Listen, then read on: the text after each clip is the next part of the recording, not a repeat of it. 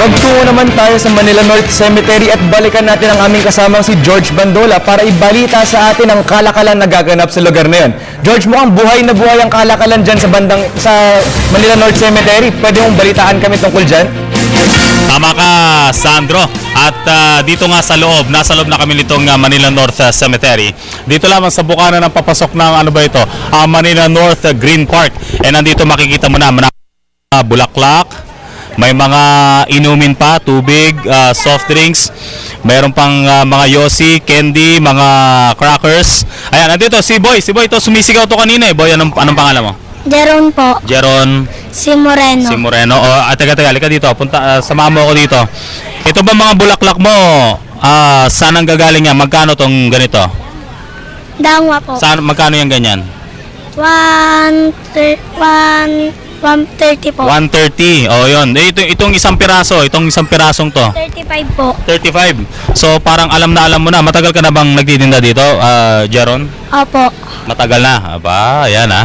So ito Sandro, ibig ko lamang sabihin dito, kahit bata nandito, batang entrepreneur, ika nga dito sa loob ng Manila North Cemetery. Siyempre, hindi yan po pwede kung wala siyang kasamang si ate. Ate, halika dito.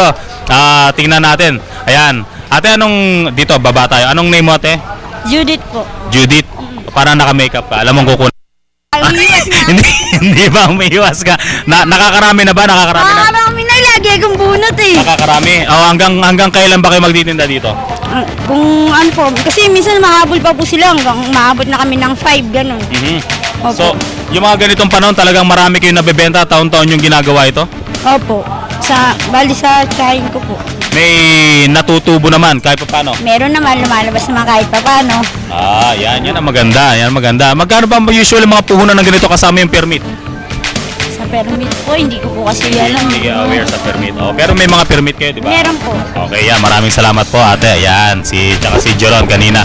Yan lamang po mga kaibigan nilang sa mga mukha nitong Manila North Cemetery. Ngayon pong mga panahon ng undas. Lalong-lalo na magkakaroon ng mga pagdagsa ng mga mamimili dito sa panahon mismo o bukas, November 1. At yung mga presyo kanina binanggit ni Jeron ay pwedeng magtaas yan bukas kung magkaubusan man ang supply ng mga bulaklak kung saan mang merong mas malapit dito.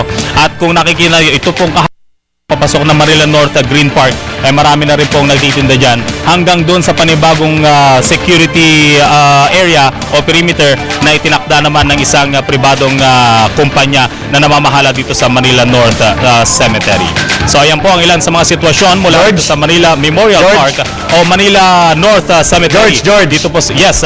Pwede mo magtanong kasi ano ba yung mga ginagawang seguridad or paniniguro na walang binibentang mga illegal katulad ng alak dyan sa mga tindahan dyan? Actually, sa mga tindahan pa lamang, katulad ng binabanggit ko dito, pawang mga tubig, mga soft drinks lamang ang pinapayagan. Every now and then, may mga nag-iikot na mga membro ng City Hall at tinitignan yung mga panindang ito kung hindi sila nakakapagpuslit ng mga nakalalasing. Dahil doon pangalan sa bukana kanina, nung ipinakita natin sa inyo, bawal na nga yung mga nakalalasing na inumin at lalong-lalo na masigit nila pinagbabawal yung pagtitinda nito sa loob. Kasama yan doon sa kanilang mga binayarang permit.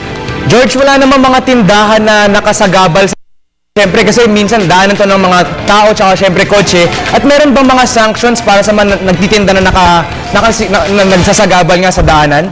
Actually, dito sa loob ng Manila North Cemetery, bawal na po yung mga sasakyan. Maliban lamang dun sa mga ilang mga electric vehicles na sasakyan ng mga traffic enforcers at mga pulis. Pero yung mga manininda sa gilid lamang, ipinagbabawal yung sa mismong gitna para hindi makasagabal dun sa inaasahang pagdami ng mga tao bukas. Maraming salamat, George.